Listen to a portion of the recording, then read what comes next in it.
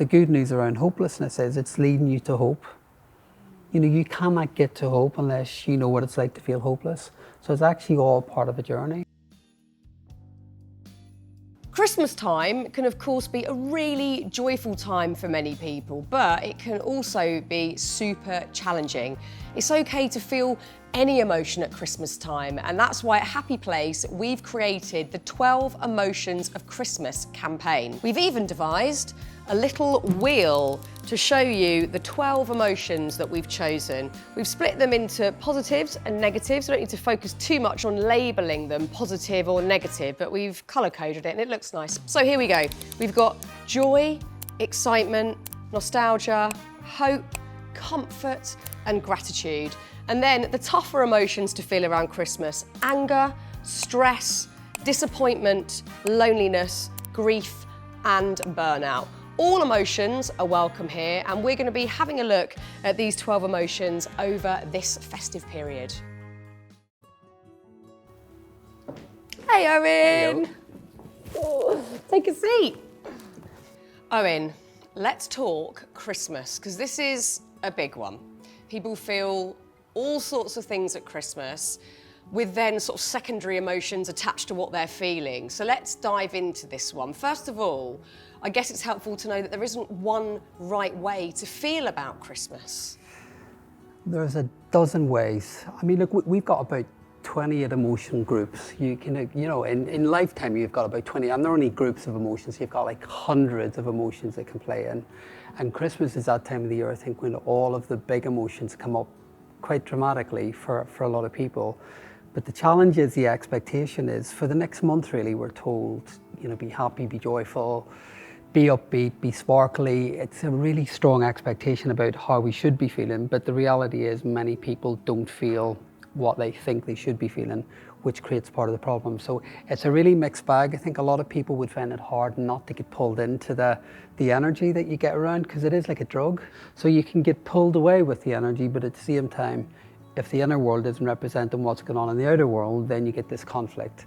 And I think, I mean, certainly I know from years of doing my job, this is the time of the year when clients struggle most. I guess also, the thing with Christmas is, you can't really avoid it because there's sort of sights, there's twinkly lights and tinsel and Christmas trees everywhere, and there's smells of turkey or pine needles or cinnamon, and then there's sounds of the carols and the songs. It's like this full-bodied thing that you can't ignore. So if you are struggling, it's a lot to cope with. It's like a massive dopamine hit, because what you've just described is stimulants. Yeah. So all around us we're being stimulated, so every sense gets highly stimulated. So of course, as I said earlier, you'll feed off that, but it's a temporary feed, because you know it's not long lasting. And if you look at what happens in January, I mean, any psychologist or therapist you know will tell you that January, the first week, is when referrals just hit the roof. Yeah. But it's a bit like New Year's Eve. Oh, I mean, that's one that I can't bear, because you go out thinking, oh, it's got to be the best night ever. It's the worst night. And then you night. get there and it's like everyone's crying, everyone's drunk,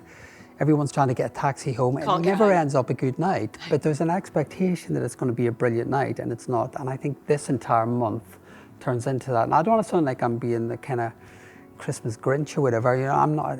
Is it called the Christmas Grinch? Yeah, you got that right. So I don't even know if that's a thing, but It is. so I don't want to put a dampener on Christmas, because I do love it. I do love I do like the kind of tinsel and the glitter and stuff. I do. I buy into it. I do, and I think, you know, we've tried to create this wheel of emotions. We've picked 12 that at Happy Place we believe will probably be relevant around this time of year, positive and negative emotions. And the positive ones are gorgeous. You know, you can seep into sort of nostalgia if you've had, you know, really nice Christmases before, or even a couple of nice Christmases that you can think back to. But of course, we've got much tougher emotions, things that are really tricky to navigate, whether it's stress, which I think you can actually have that running alongside the excitement, the nostalgia, the comfort. But also, there's really tricky stuff like grief at Christmas time. It's a real nod to think back to people that you've lost or maybe are about to lose. And I think that's a tough one. How would you suggest navigating grief at Christmas? I think the whole thing's around expectancy, isn't it? Because the entire holiday period is about, we're waiting for something. And I think if people are going through grief, well, of course, I mean, they are waiting for something, but something very, very different.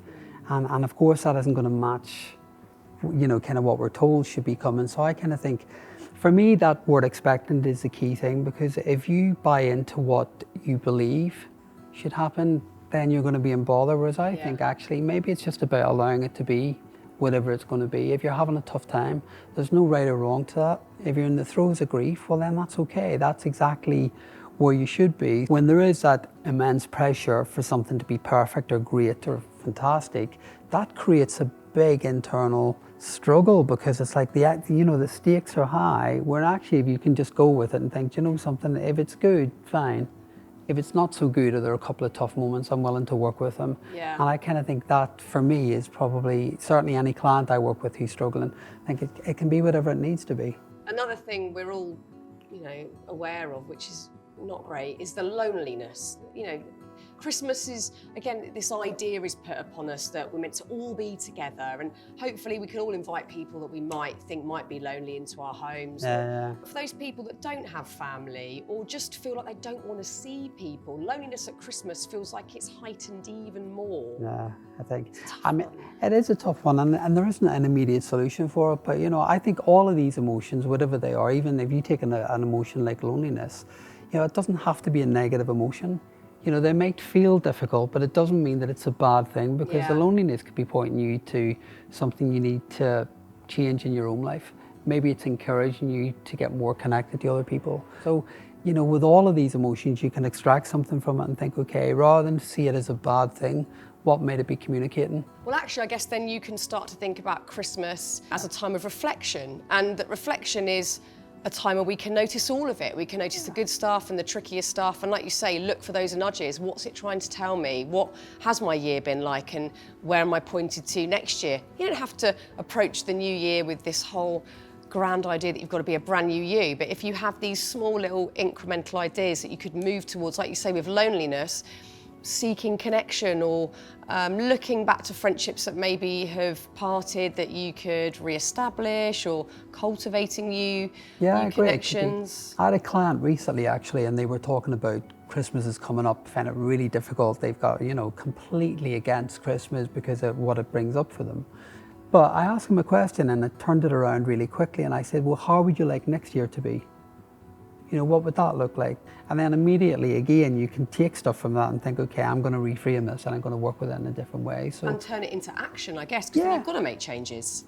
Well, all of this is about action. I mean, for me, this is all about hope, isn't it? Because, the big emotion that we will all talk about is people feeling hopeless at this time of the year. Yeah. Again, it's another emotion. It's a difficult emotion. People don't like feeling it. But the good news around hopelessness is it's leading you to hope. You cannot get to hope unless you know what it's like to feel hopeless.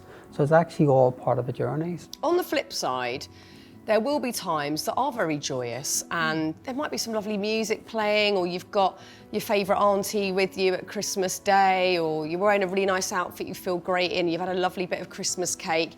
And sometimes we can feel either nervous, scared to lean into those good feelings, or undeserving of really leaning into them. Or sometimes we're just in a rush and we don't stop to actually take note. But it's so important to do that, to actually really have the gratitude, to lean into the happiness, to the comfort, to the joy and the warmth as well. It's a good point. You can get this almost anticipatory anxiety about being happy, because people worry, okay, I like feeling this way, but it's going to be over soon. People sometimes struggle to give themselves permission to have a good time as well. And depending on what the story is or what's going on in somebody's life, it might be that they might think, I don't deserve to feel this happy, or I'm worried about feeling this upbeat and optimistic because what if it goes wrong again? And I think, look, very often with trauma, and I think trauma and Christmas go hand in hand, because a lot of people who have had really traumatic stories will often identify Christmas time as a really difficult time of the year. So of course, to then try to be happy and try to get involved with the positive emotions can be difficult because of the fear that, okay, what if it goes wrong? It's always kind of worth bearing in mind that how you're reacting in the here and now, even at Christmas time with all these different emotions going on, very often the reactions are never about here and now. More than often the reactions are about stuff that's been. And again, you can extract stuff from that and say, okay, could this be a lesson about letting go? Because why are you holding on to that stuff? I mean, that was It was relieving. It was relieving to hear that we can all just experience Christmas and let it be whatever it is, quite frankly. So thank you. Thank you. If you enjoyed that, then do hit subscribe, because we've got lots of other episodes to come that aren't necessarily Christmas related, but we've got some really interesting subjects like bloating and gut health, seasonal affective disorder, boundaries and anticipatory grief. So some really big subjects we'll be getting stuck into with some expert minds very, very soon. So do hit subscribe. And if there's anything you'd like to say about this particular episode, then do pop your thoughts into the comments. And thank you so much for watching. And whatever your Christmas is like, just let it be.